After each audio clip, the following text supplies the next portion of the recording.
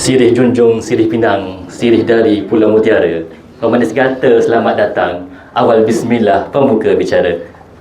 Bismillahirrahmanirrahim. Assalamualaikum warahmatullahi wabarakatuh. Selamat pagi. Salam Malaysia Madani. Nak keren dah kan? Okey, jadi insyaAllah hari ini saya akan mulakan sesi ini dengan satu tajuk. Dan di mana saya akan membawa anda semua meneroka satu daerah yang jarang-jarang orang nak teroka. Sebab kalau salah teroka, lunch hour habis. Patut balik pukul 5, pukul 6 baru balik. Sebab apa? Sebab dia melibatkan mental health. Okay. Jadi topik ni sangat related sebab kita tak perlu masukkan elemen ubat baru atau naikkan dos-dos ubat yang pasien ada untuk mengurangkan gula. Kita hanya menggunakan satu bahan sahaja dan bahan tu ada kat diri kita semua. Dan bahan itu ialah kita punya saliva, air liwak je. Tapi kita nak bagi cara yang efektif lah. Yang mana cara ni bukan hanya boleh digunakan untuk kurangkan gula. Dia boleh juga guna untuk kurangkan berat badan. Dalam 6 bulan tu boleh turun 10 kilo. Dan macam-macam lagi lah CBT ni boleh digunakan. Okay, jadi nak bagi topik ni tak boring. Sebab biasalah benda-benda yang mental health ni agak boring juga nak present kan. Tak nak bagi boring, mungkin kita boleh letakkan apa benda yang kita struggle kat diri kita. Dan saya percaya kita semua ada benda-benda habit yang tak baik yang mungkin kita struggle nak berubah. Mungkin kita boleh apply CBT ni kat diri kita. Ataupun kalau kita rasa macam tak adalah benda nak ubah, okey je, mungkin kita boleh letak diri kita hari ni sebagai seorang pesakit yang kita jumpa minggu ni, yang mana gula dia tinggi sampai ke langit, yang sampai nak dapat DKA macam tu lah.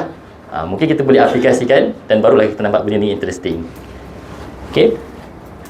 So kalau kita tengok pasien dekat klinik, biasa kalau pasien datang untuk appointment kan, ni saya cerita tu lah, nak tanya soalan takut tak sempat. Biasa kalau macam saya punya approach, pasien datang, kita akan tanya khabar dan kita akan tanya kat pasien ada apa-apa nak benda nak cerita tak. Dan kebanyakan pasien datang, dia akan cakap gula saya tinggi lah doktor, masa check tadi. So bila dia cakap gula dia tinggi, so dari situ kita akan explore kenapa. Sebab ubat tak makan ke, ataupun sebab pemakanan tak jaga ke. Dan kita tengok dia punya rekod gula, dan lepas tu kita akan adjust lah apa yang patut, sama ada pemakanan ataupun ubat. Tapi somehow di sebalik gula yang tinggi tu, dia ada lagi elemen-elemen lain yang berada di bawah. Ini mungkin macam iceberg kan, yang tu tip of iceberg je.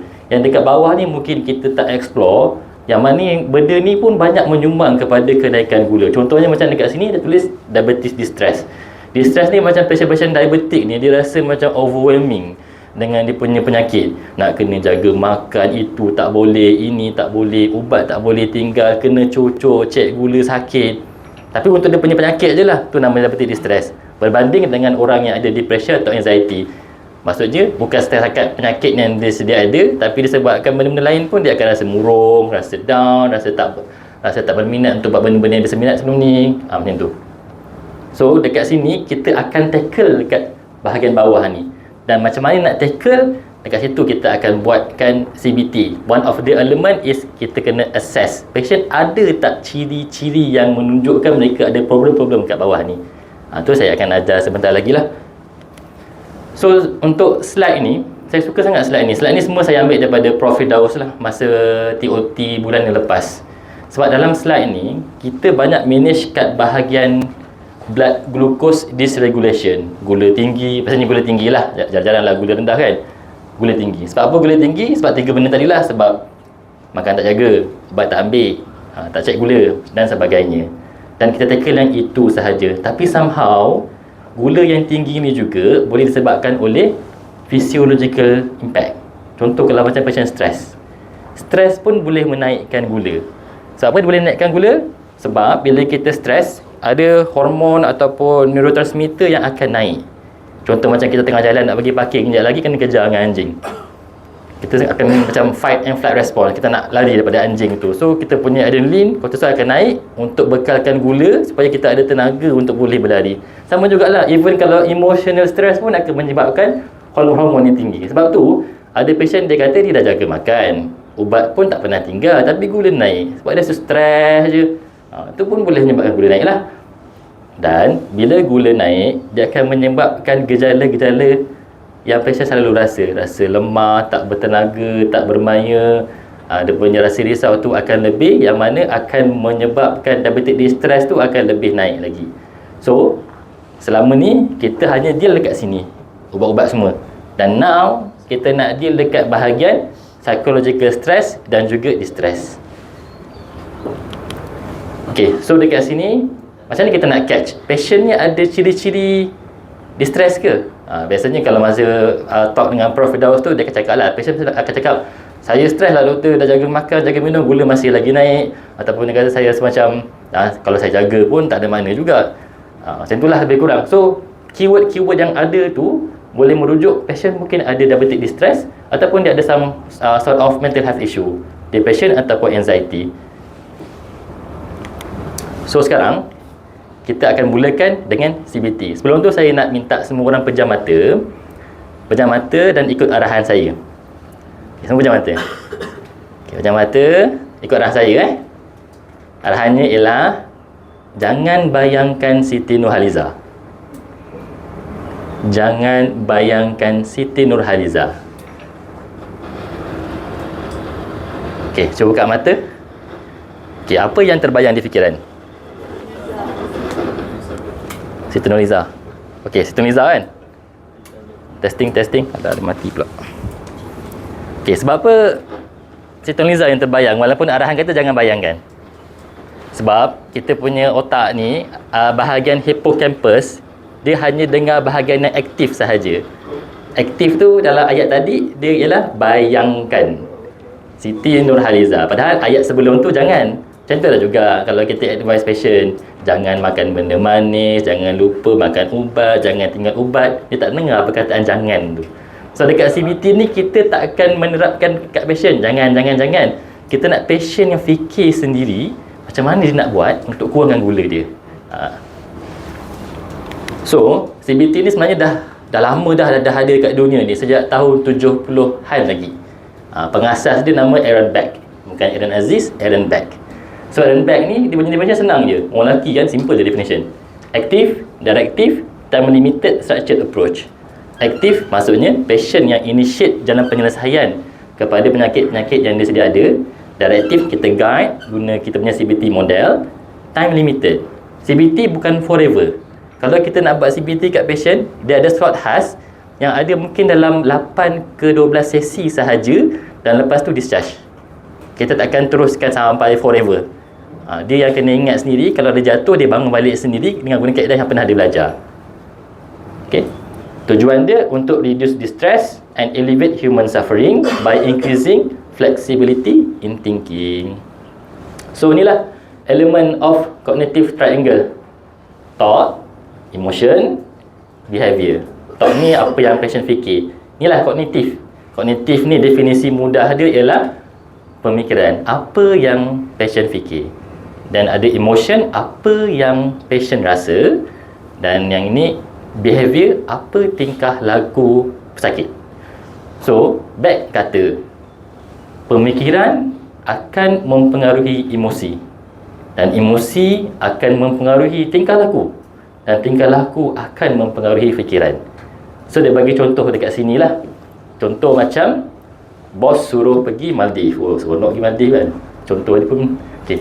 Bos suruh pergi Maldives. So kalau yang dekat A ni dia distress. Sebab apa dia fikir, kenapa saya yang kena pergi Maldives ni, tak adil. Saya ada anak, ada isteri, ada anak nak kena jaga. Kenapa saya? So apa yang dia rasa marah, rasa tak satu arah. Dan behavior dia akan menjerit-jerit ke, menangis ke, ataupun rasa tertekan. Ini yang distress ni, yang kita tak nak tukar kepada yang jenis adaptif. So kalau bos suruh pergi Maldives kan, mungkin ni dalam segi fikiran, mungkin inilah waktu untuk berehat. Maldives kan banyak tempat-tempat menarik. Lepas tu emotion akan lebih rasa calm, curious, nak tahu apa yang ada dekat sana, apa yang nak belajar dekat sana. Dan behavior, prepare lah untuk pergi ke sana. So ni Beck yang perkenalkan. Lepas tu pada tahun 90-an ada another researcher, nama dia Benedict. So Benedict ni dia perasan orang Asia ni dia jarang nak cakap dia punya perasaan. Tapi kita lebih ke arah sebut kita punya simptom. Sakit perut, sakit belakang, sakit kepala tu kita punya karakter. Macam orang lelaki lah, apabila kami suka cakap I love you kan. Dalam kami tak sebut I love you dah. Tapi kita bawa isteri pergi jalan, pergi shopping, nak menunjukkan kita suka dengan dia. Bukan macam tu lah. So sekarang ni dia ada elemen fikir, emosi dan simptom. Dia add on kat sini, ada simptom, behavior. So benda ni semuanya interrelated. So saya bagi contoh kat diri saya sendirilah. Contoh yang saya alami untuk present hari ni, dia kena ada first kali lah. Ni apa yang kita nak ajar kat pesakit juga untuk kenal pasti apa situasi yang trigger dia. Kalau macam saya, situasi saya kena present CBT, lepas pergi TOT kena present. Ni jujur ni jujur punya keadaan lah.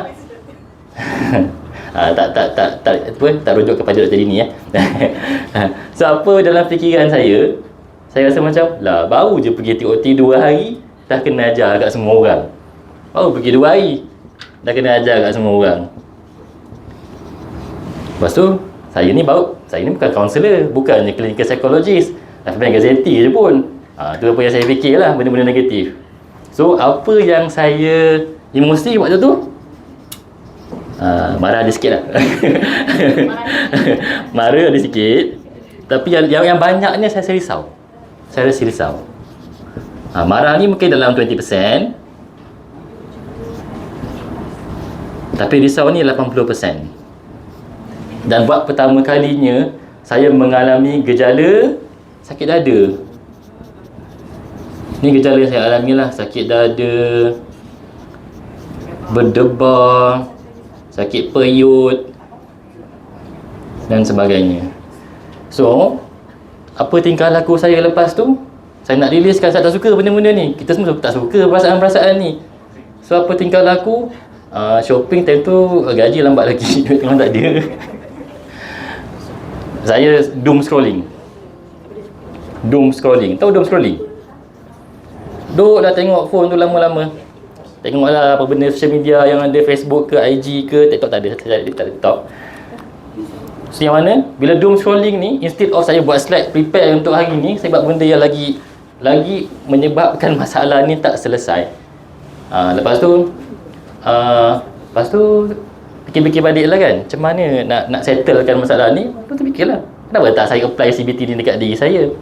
Jadi bila saya apply, instead of saya fikir kenapa nak saya kena present, saya fikirlah mungkin ini ialah peluang untuk berkongsi, untuk kongsi dengan kawan-kawan apa yang dah belajar.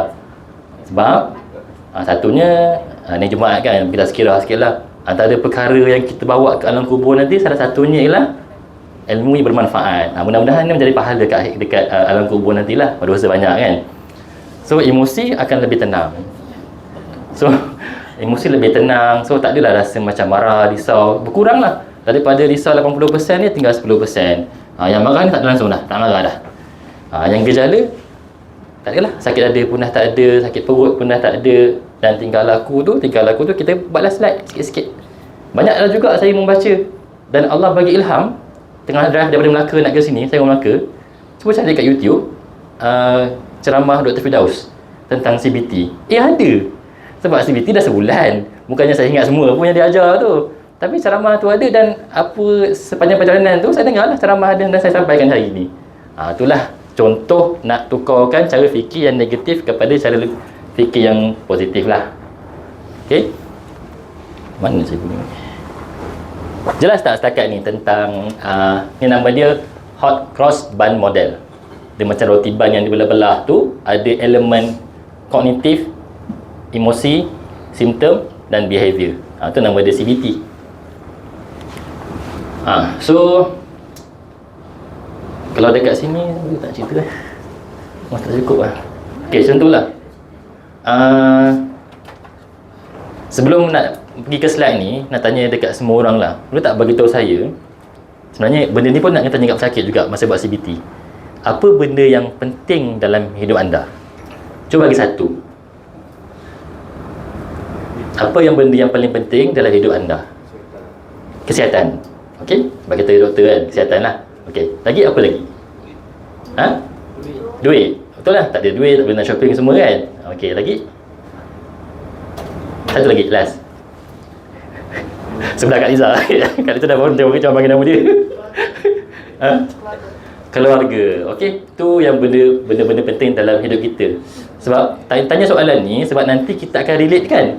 Kita akan relatekan dekat pesakit apa yang benda yang penting dalam hidup dia dengan apa yang dia buat. Berkait tak? Cuma Prof. Firdaus dia bagi tahu dalam dia punya talk tu, perkara yang penting dalam hidup kita sebenarnya ialah kepercayaan, what we believe. So what we believe ni ada 3 level lah. Yang paling atas sekali percaya kepada apa? Pandai pada Tuhan, betul? Itu rukun itu masuk rukun negara kan. Okey, kepercayaan kepada Tuhan. Dan nombor 2, kepercayaan kepada diri sendiri. Dan juga yang ketiga, kepercayaan kepada orang lain. Mungkin waktu sekarang kita tak perasan pun kepercayaan kita ni apa kan, tapi benda ni akan diuji bila kita diuji. Contohnya macam pesakit diabetes develop komplikasi, dia dapat penyakit buah pinggang, dapat diabetik DFU ke contohnya. So dekat sini dia punya belief ni akan diuji. Kepercayaan kepada Tuhan. Yang paling penting memang Tuhan. Tak kisahlah apa agama pun, kepercayaan pada Tuhan tu nombor 1. Kalau kita daripada orang Islam, kalau kita diuji, kita akan ingat ujian ni kita kena hadapi dengan kesabaran. Kalau kita hadap ujian dengan sabar, dapat pahala kan. Betul, Allah pun ada sebut dalam surah Al-Insyirah kan, fa inna ma'al usri yusra, inna ma'al usri yusra. Dan di setiap kesulitan tu ada kemudahan. Tu cara-cara nak develop belief yang betul lah. And then yang kedua, belief kepada diri sendiri. Percaya kepada diri sendiri ni, elemen yang ada ialah elemen percaya yang kita ni ada kelemahan, dan juga kita ada apa lawan kepada kelemahan? Kelebihan. Saya tak blok pula. Kelebihan. So bila kita diuji ataupun pesakit diuji dengan dia punya kecil manis dan dia gagal dalam ujian tu, mungkin nampak makanan sedap, kena makan lah kan, bukan senang nak dapat kan. Lepas tu daripada makan tu dia menyesal lama sangat, menyesal makan benda manis, gula naik. Then dia akan melarat-larat lah kepada benda-benda lain. So kalau dia tahu diri sendiri ada kelemahan, so dia akan admit, okey, ni manusia, kita manusia tak perfect, kita manusia ada kelemahan, mungkin ada satu masa kita terlanggar, tapi bukan maksud kita akan gagal selamanya. Okay, kita tak boleh perbaiki balik diri kita. Dan juga yang ketiga, kepercayaan kepada orang lain. Yang ni lah elemen yang mungkin patient tak percayalah dengan ubat ni boleh turunkan gula. Mungkin patient percaya ubat kat TikTok tu lagi bermujarab. Tu elemen yang kita kena perbetulkan. Okay. So dekat sini, cognition ni dah ada 3 level lah. Yang automatic, intermediate, core belief. Contoh, ni pun contoh Prof. Firdaus bagi juga. Kita bawa kereta dekat highway, ada 3 lane kan. Lane nombor 3 tu ada kereta kat depan ni slow betul. Rasa-rasanya siapa bawa kereta tu? Automatik rasa macam ini mesti perempuan yang drive ni kan. Sekarang tengok lelaki punya. So nak katanya apa yang kita assume tu dia duduk kat sini. Kita punya subconscious mind, intermediate belief. Jadi patient pun dia ada level of belief dia juga. Contohlah macam patient check gula. So dia kata tak bergunalah aku ni sebab gula tinggi walaupun dah jaga makan. Lepas tu dia punya intermediate belief, biasanya dia akan cakap if yes lah, kira kalau saya ada kecil manis, mesti orang tak suka nak kawan dengan saya. Dan dia punya core belief, dia kata saya ni hopeless, tak berguna, tak boleh diperbaiki. So bila dia dapat komplikasi, dia punya komplikasi tu akan menyebab dengan wrong belief yang dia ada ni akan menyebabkan gula dia tak terkawal lagi, sebab dia akan putus asa dengan semua harapan yang ada. Dan belief ni juga yang kita kena correctkan dengan kaedah yang kita akan belajar nanti. So soalan ni ada dalam pretest. Ni nama je cognitive triad and distortion. Biasanya patient dia akan ada negative view of self, dan lepas dia ada negative view of self kat diri dia, dia akan negative view future, masa depan dia. Dan lepas tu dia akan exaggerate pula negative view of the world. Semua orang tak akan suka ataupun care dengan apa yang kita buat. Jadi Pemikiran negatif ni dia akan kekal disebabkan oleh cognitive distortion. So nanti saya akan ajar apakah contoh-contoh cognitive distortion yang kita ada. Yang mana saya ada photostat dan saya ada semua dah ambil kan slide dekat kata-kata kat belakang tu kan. Nanti kita akan go through one by one lah yang tu. Okey. Ni contoh yang diambil daripada CPG CBT tahun 2011. Walaupun dah lama tapi dia masih lagi relevan. Cuba baca situasi dia. Situasi dia ni seorang isteri lah. Suami tak sentuh makanan yang dah disediakan. Isteri dah penat masak sedap-sedap makan malam kan. Tunggu suami balik. Tapi tiba-tiba suami tak makan pula kan. So ada 4 reaksi yang berbeza. Yang pertama ni, rumah ni fikirlah, pentingkan diri sendiri betul lah dia ni. Tak faham langsung. Orang dah penat-penat masak, suka hati dia je. Itu dia punya fikiran. Dia punya perasaan, marah. So tingkah laku, masak muka, hentak barang, hentak tu, hentak ni biasa buat kan. Hentak tu marah anak. Si anak tak salah kena marah kan. Ni antara contoh pertama. Contoh kedua, dia rasa macam mesti suami rasa makanan saya tak sedap. Lepas tu dia tak nak makan. Apalah malam nasib aku jadi isteri ni. So perasaan dia murung. So apa dia punya tingkah laku, dia merajuk. Merajuk, tak bercakap, menangis. Lepas tu yang ketiga ni takut sikit. Entah-entah dia makan dengan perempuan lain kot. Aku paksa WhatsApp dia sekejap lagi. Kalau dia memang kawan lain macam mana? So perasaan bimbang. So tingkah laku dia akan buat paksa handphone tak tentu arah. Bukan dia tak tentu arah, suami-suami dia pun tak tentu arah agak. So 3 ni yang negatif lah. So kita pergi yang keempat. Yang keempat ni yang kita cuba nak implement dekat pesakit. Tak apalah, mungkin dia dah kenyang. Takkan orang nak kenyang nak paksa makan kan, nanti pecah pula perut dia. So perasaan dia akan rasa lega. Kemas dapur, esok tak payah masak, boleh panaskan balik makanan yang masak hari ni. Kita kan tu lebih yang kata adaptif, lebih bagus lah. So syarat langkah pertama, kita nak implement cognitive skill ni. Sebab hari ni saya cover part kognitif. Ada 3 benda yang kita kena buat lah untuk betulkan fikiran seseorang. Satu, kita identify the unhelpful thought. Kena identify dulu. Sebab tu akan ada diary. Daily thought record. So dekat diary tu akan tulis pada hari ini apa perkara negatif yang kita fikir. Identify. Nombor 2, categorize unhelpful thought. So categorize ni kita akan pergi pada cognitive distortion. Dan last sekali, find alternative helpful thought. Itu dia punya langkah-langkah secara basic lah. So contoh fikiran dia tengah I ate one piece of cake, habis my whole diet is ruined. So dia punya emosi dia rasa bersalah, hopelessness and low self-efficacy. So dah alang-alang makan sikit, binge eating terus lah. Instead of one piece of cake, dia makan lagi berkek-kek yang seterusnya. Lepas tu skip check gula sebab takut kalau tengok gula nanti kan dapat bacaan tinggi, nanti lagi stres. So tak payahlah check. So CBT kita akan implement teknik untuk identify. Lepas tu kita disrupt cycle ni. Tak kisahlah kita disrupt dekat sini ke atau dekat sini. Kalau kita disrupt dekat sini, ni saya akan ajar kognitif punya strategi. Kalau dekat emosi dengan tingkah laku ni, mungkin nanti presenter seterusnya akan cerita tentang macam mana cara-cara nak mengawal tingkah laku untuk mengelakkan benda ni pada happen.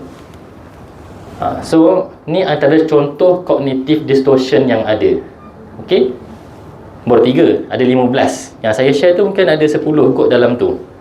Dan saya rasa saya tak nak cakap sekarang, nanti lepas ni baru saya explain lah. Sebab tadi kan pertama sekali step untuk kognitif apa? Ada 3 kan? Satu, kita identify unhelpful thought. Nombor 2, kita classify cognitive distortion mana yang dia ada. Lepas tu yang ketiga, kita bagi alternate thought lah yang sepatutnya patient fikir. So contoh, langkah pertama, patient trigger dia, situasi dia gula tinggi. Lepas tu apa patient fikir? Saya tak akan dapat bacaan gula yang normal, yang cantik. Saya memang gagal lah. So stage 3 ni, kat sini yang kita akan bagi soalan kat patient. Is it true? Is this 100% true? Baru satu bacaan je dah kata semuanya gagal. So alternative thought yang kita harapkan patient boleh fikir, dia boleh fikir yang katanya, ni baru satu bacaan, hari ni pula hari yang stres, banyak kerja, kena marah, so hari ni mungkin makan lebih sikit. Tapi next meal kita makan bukan sekarang je, nanti malam kan makan lagi. So next meal tu kita akan improve, kita boleh improve dan makan better supaya gula kita tak naik macam tadi. Okay. So, sebenarnya yang kita belajar ni, kita sebut CBT, tapi dia bukanlah CBT yang macam dekat hospital. Sebab CBT kat hospital tu dia lama, satu sesi sejam. Yang buat pun biasanya klinikal psikologi, satu pun pakar psikiatri lah. Yang kita buat ni kita panggil CBM, Cognitive Behaviour Model. So, siapa boleh buat? Doktor, paramedik pun boleh buat kepada patient. So, dia punya nak buat tu, dia ada beberapa sesi, dan satu sesi tu tak lama pun, dalam 10 ke 20 minit sahaja. Sebab apa yang kita nak ajar tu, contohnya nak kenal cognitive distortion, sesi tu untuk belajar masa tu je. Dan untuk seterusnya, kita ajar macam mana dia structure dia punya kognitif. Okay, ni dia punya step dia lah. Assessment, contohnya jumpa patient dan datang TCA, gula tinggi. Dan kita ambil lah history taking, kenapa gula tinggi. Dan history ni bukan setakat history taking sahaja, semua sekali lah, ubat berapa lama dia dah makan, ada tak komplikasi, family support dia macam mana, cara dia ambil ubat macam mana dan sebagainya. Ni dekat part history taking saya tak ajar sebab semua dah pandai. Dan suitability ni nanti saya akan bagi tahulah apa inclusion dengan exclusion kriteria untuk patient yang kita nak buat CBT ni. Dan lepas tu baru kita masuk kepada sesi pertama. Sesi pertama ni teaching the model. Yang saya tengah buat ni daripada tadi ni, inilah sesi pertama. Inilah yang kita cerita kat patient, teaching the model. Apa itu CBT. Dan lepas tu baru kita akan masuk sesi yang kedua tentang skill. Dekat skill ni kita, kalau part saya akan cerita macam mana nak challenge dia punya negative talk. Nanti Dr. Radi dan seterusnya akan cerita pasal relaxation, breathing ke, muscle relaxation ke waktu tu. Dan apply. Session yang ke-6 ke-7 tu kita akan ajar pesakit macam mana nak solve problem, nak improve dia punya support system. Dan last sekali tentang relapse prevention lah. So sampai sesi 8 dah discharge. Takkan bagi appointment lagi dah untuk CBT tu. CBT tu dia belajar kali ni dan dia kena apply selama-lamanya. Sebab tu Prof. Firdaus bagi tahu bila dia ajar CBT kepada pesakit, dia akan bagi patient beberapa pamphlet atau homework supaya patient boleh rujuk. Kalau dia tak nampak benda tu, nanti kena teringat lah, oh dah pernah belajar dah sebelum ni. Macam itulah. So yang part assessment tadi, dekat sini Dr. Dini minta saya highlightkan lah. Kalau nampak pasien-pasien yang uncontrolled DM, GM dia sensitif tinggi tu, mungkin kita boleh buat assessment PHQ-9, GAD-7 dan tambahan satu yang belajar pada Prof. Firdaus, ATQ. Masing-masing ada tak ATQ dekat kita masing-masing? ATQ ni ialah Automatic Thought Questionnaire.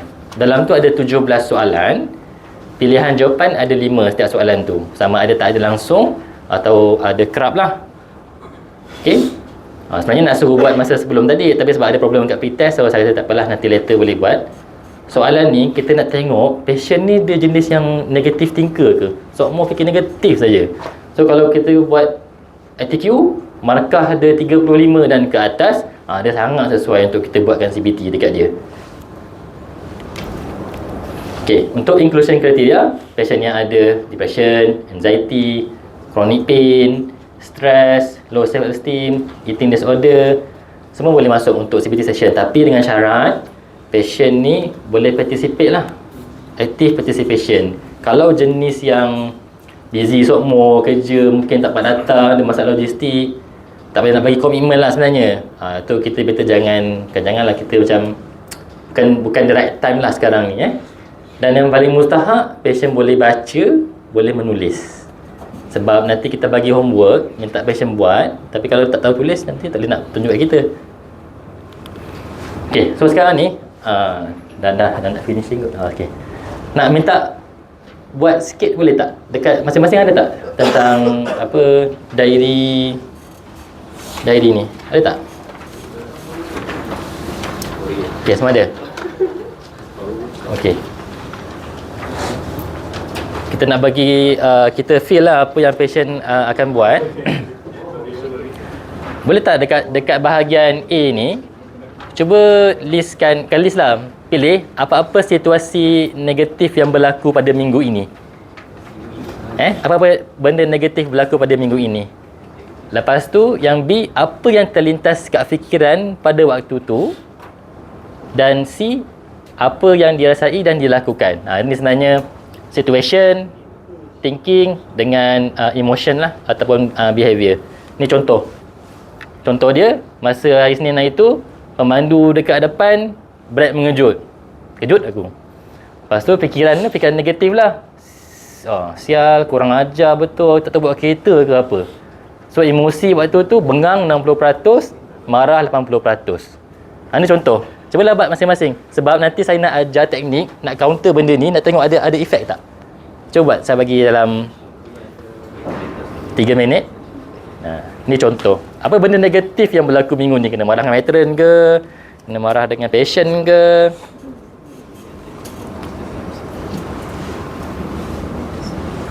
Ni macam juga Ada include juga ke? Tak ada. Takut tak boleh pula. Dah ke dah? Dah pilih dah? Ke happy je minggu ni, tak ada apa-apa drama pun? Tak ada drama. Minggu lepas ke, tahun lepas ke, apa-apa drama yang menyakitkan hati. Ataupun kalau tak boleh buat untuk diri sendiri, mungkin kita bayangkan kita ni patient lah. Kita ni patient yang tingginya gula. Mungkin ada benda yang dia cerita kat kita happen. Mungkin boleh buat juga. Kita kalau cerita diri kita mungkin kurang sikit. Kalau cerita pasal orang, kita semangat sikit. Cerita pasal orang, netizen. Sampai C je. Sebab then nanti saya akan ajar kaedah macam mana nak counter. Kalau jadilah, tak jadi, Allahualam lah. Cuba. Dah Okay. So kita hold dulu yang ni. Nanti kita pergi seterusnya. Testing. Okay, so sekarang ni kita pergi balik kepada hot cross band model. Tadi saya cerita pasal diri saya. Sekarang ni kita nak minta input lah. Input dekat yang datang ni. Mungkin boleh bagi apa yang agak-agaknya patient rasa. Situasi dia sekarang, sekejap lagi nak makan tengah hari kan. Masa untuk cucuk insulin. Untuk patient yang kecemasan tinggi-tinggi ni, agaknya apa yang difikir pada waktu itu? Cuba kita tahu. Apa yang dipikir waktu tu? Sekarang ialah masa untuk cucuk insulin. Saya bagi contoh lah. Mungkin ada patient rasa malasnya nak cucuk insulin ni, lecehnya nak cucuk insulin ni, lah sakit, nak cucuk ubat, gula tak turun pun. Contoh fikiran negatif. Apa lagi fikiran negatif yang patient boleh ada? Takut. Mungkin boleh hypo kan ubat ni. Terlebih dos boleh hypo. Tapi cucuk pun dia tak turun juga. Tu fikiran. Ada ke tak? Fikiran ni ada, nurses? Kalau makan banyak tu makan sikit juga tetap tinggi. So mungkin dia fikir cucuk insulin sakit-sakit pun makan banyak gula tetap tinggi. Makan sikit pun gula tinggi juga. Jadi lepas dia fikir macam tu, agak-agaknya apa yang dia rasa? Apa perasaan dia waktu tu? Okay, rasa down. Yang kata baik tak cocok tu bukan perasaan. Perasaan contoh macam kecewa, malas, gemuruh, gelisah. Perasaan ni kita orang Asia kurang sikit nak cakap perasaan. Sebab tu Benedict dia perkenalkan yang simptom tu. Tadi kata apa? Yang takut hypo kan? So apa dia punya perasaan dia waktu tu? Gelisah sebab dia takut hypo. Okey? Jadi apa gejala yang patient mungkin akan ada? Kalau gelisah, dia akan rasa berdebar. Dia akan rasa otot dia keras. Mungkin kalau macam tadi kata kalau cucuk pun gula tak turun. Jadi mungkin dia rasa macam tak dapat nak bagi contoh lah. Dia fikir pula. So, lepas dia fikir-fikir semua benda negatif tu, agaknya apa tingkah laku dia? Apa tingkah laku dia kepada insulin yang sepatutnya dia cocok pada waktu itu? Tak inject. Okay? Mungkin ada yang tak cocok, sikit lah dos. Mungkin ada yang kurangkan dos sendiri. Mungkin ada yang apa-apa je lah. Dan benda tu akan menyebabkan dia punya kitaran ni berulang balik. Gula tinggi. So bila gula tinggi, rasa ubat ni tak berkesan pun, buat apa nak cocok, kan? So benda tu yang kita nak intervene. So dekat bahagian pemikiran, kita akan ajar pesakit untuk melihat pen insulin tu. Kalau katanya cocok insulin ni sakit kan, cuba tengok. Kita minta patient describe. Ni pen insulin. Pen insulin lah perisai kita daripada mendapat penyakit jantung, penyakit buah pinggang, penyakit erectile dysfunction kalau gula tinggi. Lepas tu dia punya jarum kecil je. Jarum dia macam sehelai rambut je dia punya tebal. Tu nak ubah cara fikiran. So emosi, bila patient boleh cakap macam tu, kita harap dia akan rasa lebih tenang lah, instead of rasa gelisah. Lepas tu dia punya simptom dia, ada patient sebab dia rasa stres, punya badan dia agak tegang. Sebab tu nanti kita akan ajar cara nak kurangkan tegangan tu. Dan bila badan dia tegang, bila dia cucuk insulin akan rasa lebih sakit. Padahal ni dia dah tukar dah. Tapi sebab dia stres, badan semua tense, cucuk sikit rasa sakit. So bila dia lebih tenang, cucuk pun tak sakit. So bila cucuk tak sakit, so behavior dia akan cucuk lah. So dia akan cucuk lah ubat. Takkan skip lah ubat lepas-lepas tu. Ini contoh yang pertama lah. Saya nak bagi contoh yang kedua tak sempat. Tapi macam tu lah lebih kurang kaedah dia. Kita nak ubah cara fikir dia. So okay, so ni ulang-ulang benda yang sama. Okay, ini contoh yang seterusnya yang ada dalam buku CPG itulah. So dekat dalam CPG tu bagi tahu situasi dia, suami suruh makan je, pergi dating kan, makan dinner kedai sedap-sedap kan. Makan je, jangan fikir banyak-banyak. Dah rumah dia ada kecil manis. So waktu tu mungkin rumah dia fikir ada kecil manis. Mungkin maksudnya saya ni berpenyakit. Nanti badan saya ni lemah dan sukar untuk kawal diri. Nanti kalau saya asyik fikir pasal kecil manis ni, nanti susah nak fikir benda lain. Baik buat tak tahu je. So makan je lah kan. So and then ada juga yang ni pun biasanya ada juga orang-orang yang fikir ubat-ubat kecil manis ni banyak mendatangkan bahaya. Pakcik saya makan ubat kecil manis ni kena potong kaki. Dia salahkan ubat kecil manis. So perasaan dia waktu tu mungkin kecewa, bimbang. Simptom yang dia akan ada, penat, lesu. Penat, lesu ni mungkin sebabkan gula yang makin tinggi lah. Dan seterusnya tingkah laku dia akan menyebabkan patient lupa nak makan ubat. So kecil manis tak terkawal dan akan lebih teruk. Okay, sekarang ni kita dah selesai level yang pertama. Level identify negative thought. Dan bila patient, kita minta patient buat CBT, bila dia identify, kita minta dia tulis. Sebab tu ada diary tu. So untuk hari Isnin tu, apa negative thought yang dia ada untuk dia punya kecil manis. Mungkin yang tadilah yang kita bincang tadi tu, minta dia tulis. Lepas tu tulis apa perasaan dia pada waktu itu dan apa yang dia buat pada waktu itu. Okey, langkah yang kedua, kita kena recognize apa cognitive distortion yang patient ni ada. Apa jenis negative thinking yang patient ni ada lah. So yang kat sini yang kita akan buka nota yang saya bagi, types of negative thought. Ada 10 jenis kat dalam tu. So kita go through one by one lah. Dekat sini yang kita ajar patient dulu, kita ajar patient contoh negative thought tu apa dan macam mana cara nak counter dia punya negative thought tu. So yang pertama, kat dalam slide ni tulis all or nothing thinking lah. Dia apa definition dalam Melayu dia? Tak bawa pula kertas tu. Okay, so maksudnya patient ni dia black and white sahaja. Tak ada pun in between. Kalau dia kata I need to keep my blood glucose perfect, kena always normal range, which is tak betul. Kita ni manusia, ada masa gula kita ni boleh je naik walaupun kita jaga makan. Ada masa kita teringin juga nak makan benda sedap. Jadi nak kata blood glucose perfect ni mungkin tak applicable. So helpful thought dia, kita try to keep our best to keep my blood glucose within target range and feel good about successful control. Kita usaha, teruskan usaha, tapi kalau tak berjaya bukan bermaksud kita gagal. Maksudnya kita tak nak lah sama ada berjaya atau tak berjaya. Dia mesti ada in between. Yang kedua, mental filter. Dan kalau dalam ni kata when you pick single negative detail and missing the big picture. Contohnya lah, my blood glucose after dinner over 20, lebih daripada 20 mmol per liter. So akan risau. So dipandang satu waktu je, lepas dinner tu je. Padahal waktu-waktu yang lain cantik je dia buat SMBG tu. Fasting dapat 6, pre-lunch dapat 5. Tapi dipandang yang satu yang tinggi ni sahaja. Sebab ada filter yang baik-baik, dia fikir benda yang tinggi-tinggi ni sahaja. So untuk tukar cara fikir, in general, biasanya berat badan, dia punya gula lepas makan malam tu okey sahaja. A1C dia pun 7%. Mungkin kali ni je dia naik. Mungkin lepas kita tengok makan sarapan besok macam mana, mungkin waktu tu normal. Sebab kita kena cepat-cepat identify, sebab cepat-cepat nak potong.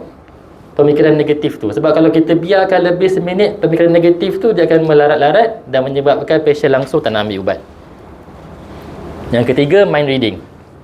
Mind reading ni, kalau make a conclusion that someone is reacting negatively to you. Contoh pemikiran yang tak membantu ni, my doctor thinks I don't care about my diabetes self-management and he doesn't like me. Atau contoh lain, patient yang dah lama tak datang klinik, mungkin ada sebab-sebab tertentu, dia akan terus tak datang. Sebab apa? Kalau datang nanti kena marah. Dah default, lama pun nak datang, kena marah. So macam mana nak fikir, nak ajar, nak counter pemikiran yang macam tu. It doesn't matter if my doctor likes me or not. I need to communicate with my doctor and I care about my diabetes self-management. Maksudnya, peduli apalah. Orang nak cakap, nurse nak marah ke, doktor nak marah ke, peduli apa. Yang penting aku boleh sambung ubat, boleh kawal balik gula. And then this fortune teller thinking. So, bila kita dah pre-anticipate, kita pre-anticipate yang benda tu akan jadi turn out badly lah. Dan kita memang yakin benda yang bad tu akan menjadi.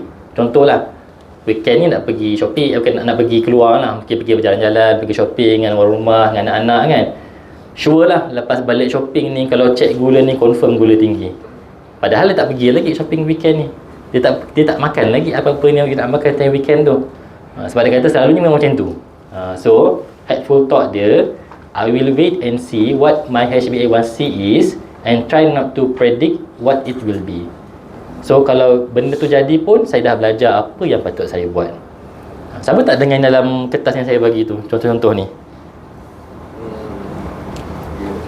And then killer word. Killer word ni maksudnya but, what if, must, should, statement. Contohlah sebenarnya statement ni dia nak melepaskan kemarahan kepada orang lain lah. Contohnya lah, gula dia tinggi sebab dia makan aiskrim. Unhelpful thought dia, my family should not eat ice cream in front of me. I feel angry that I can't have any. So dia rasa marah sebab keluarga dia makan aiskrim depan dia. So kalau tak makan depan dia, mesti gula dia cantik. So helpful thought dia, boleh, keluarga boleh je nak makan aiskrim depan dia. Mereka ada hak nak makan aiskrim walaupun dekat depan dia. Dan dia pun mungkin boleh makan sikit. Bukan tak boleh langsung, mungkin makan sikit. And next, labeling and mislabeling. So kita describe error that you made and attach negative label to yourself. So unhelpful thought dia, lupa makan ubat. Such a loser. Ubat pun boleh lupa nak makan. Ini kan lagi benda-benda lain.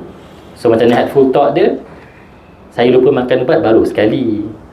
Manusia kan, manusia pun nama dia apa, manusia pun ada perkataan yang elemen terlupa kan. So tak apalah, kita ni hanyalah manusia.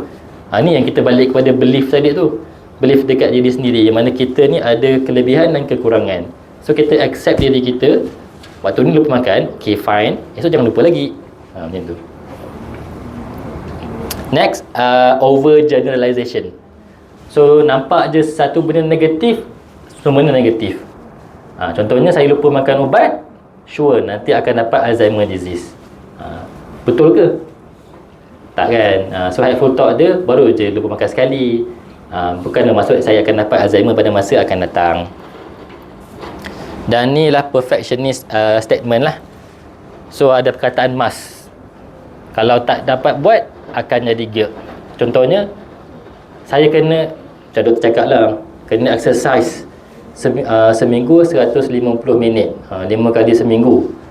Kalau tak buat exercise tu, memang kecil manis tu akan tak terkawal, dan kita ni memang pesakit yang tak tunjuk dengan kata lah.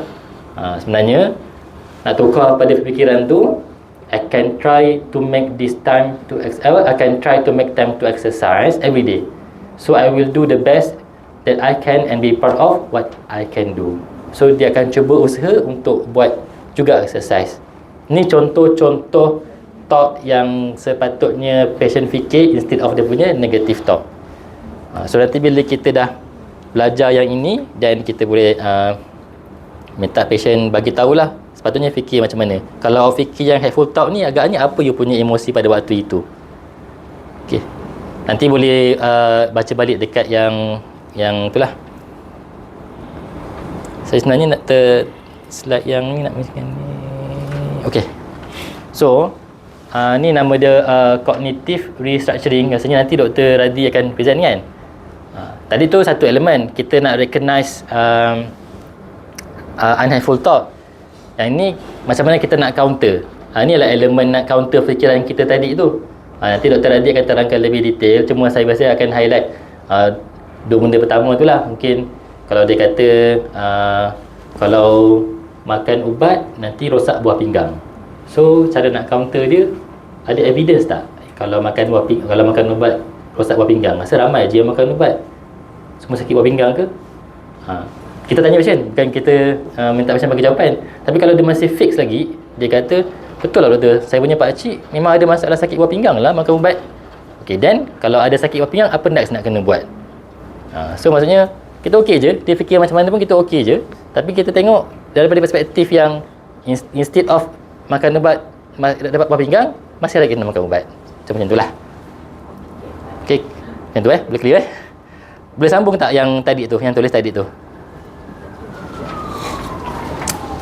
Okay, so tadi kita sampai C tadi kan, dekat bahagian emosi kan.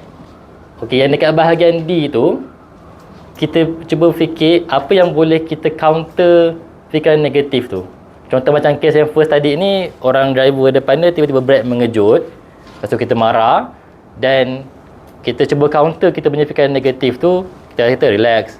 Mungkin waktu tu driver tu tengah cemas, ada kes kecemasan ke, lagipun tak ada benda rosak, tak ada accident pun.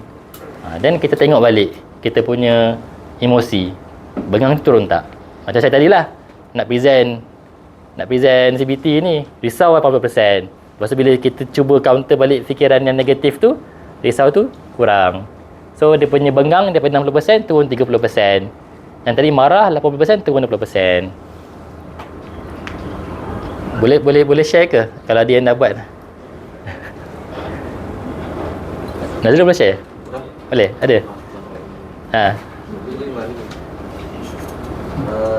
Rekod harian hari yang berlaku, kes Syed Saddiq kena tangguh. Okey, Syed Saddiq kena tangguh, okey. Apa yang kita fikir terlintas di fikiran di sken politik ni, sengaja delay tunggu PRU. I see. Okey. Si apa yang dirasai geram. Ni adalah politik sampah. 100%. Okey. Geram 100%. Okey. Cabar, relax, tunggu je lah sampai the next day. Dan nilai semula geram tu dah turun. Bila next date dia kena bicara tu? 11. Dah end dah time tu Dah. Okey. So yang rasa geram tu turun tak? 10% 10% Turun jadi 10%. Oh, random betul lah saya dia. Okey. Lagi lah, cik share lagi. Kalau yang nurses ada tak? Aisyah. Ada. Share lah. Tak ada wrong and right. Kita belajar sama-sama. Maka saya sebut. Boleh. Kalau macam saya kan, Apa situasi dia? kalau hari Isnin doktor kan, saya duduk triage, patient akan ramai. Senin kan? Datang ramai. 70-80 satu hari. Ui, berat tu. Tu saya fikir macam mana saya nak tengok kalau saya seorang-seorang. Lepas tu yang B tu saya fikir yang tu lah. Saya duduk dia macam mana saya nak manage. Nak manage supaya tak lambat lah. Okey. Jadi yang C tu apa yang saya rasa, risau, stres dan darah saya boleh naik. Lepas tu saya fikir macam mana saya nak tolong kalau terlampau ramai sangat. So kalau risau tu ada bagi persen tak? Berapa persen risau waktu tu? 1%. Dia kena ada persen, baru kita boleh tengok lepas kita buat intervention tu. 100 lah. 100%. Okey, betul. Okey. Right. Saya kena fikir, saya kena pandai atur strategi saya macam mana. Tu buat macam mana? Saya fikir, lepas tu saya kata saya kena jumpa doktor FMS yang menjaga klinik tu. Okey. Kalau saya sibuk sangat, saya kena tarik runner yang diaturkan dalam roster setiap hari tu untuk bantu saya. So runner boleh tolong lah. Instead of seorang ada berdua lah. Okey. So lepas fikir macam tu, apa hasilnya? Emosi tu, emosi risau 100% tadi tu berkurang lah. berkurang jadi berapa persen? Berkurang kurang jadi baru 60 je. 60 lah. Tak apa, it's okay, it's okay. Sebab saya akan fikir esokkan pula. Dok mikir kan. Sebab tu salah satu dekat CBT ni pun dia, tak apa, nanti masa ujung bulan dapat gaji, insyaAllah fikiran tu akan baik. Tapi next day fikir balik lah kan. Ni contoh lah, ni contoh CBT. Yang ni kita cakap ni tentang kehidupan harian kita atau kehidupan harian orang lain. Tapi untuk patient mungkin kita akan minta dia buat berkaitan dengan kesihatan dia, berkaitan dengan gula dia. So ni cara nak counter balik benda-benda negatif yang dia fikir tadi tu lah. Thank you for sharing Kalau tak ada hadiah lah. Okay. So take home message. QR. Okay. Diabetes dengan management dia akan affect patient bukan setakat fizikal dan juga psychological. So self care ni penting sebab dia boleh memaintainkan good health dan menurunkan gula jugalah. So coping strategies tu important sebab kita akan perasan setengah patient susah nak cope dengan cara yang sihat. Dan last sekali, certain patient memang perlukan CBT. So apa yang kita belajar hari ni mungkin sama-sama kita dapat amalkan dan sampaikan kepada yang tak dapat datang pada hari ini. So sekian saja untuk pagi ni. Wabillahi taufiq wa hidayah. Wassalamualaikum warahmatullahi wabarakatuh.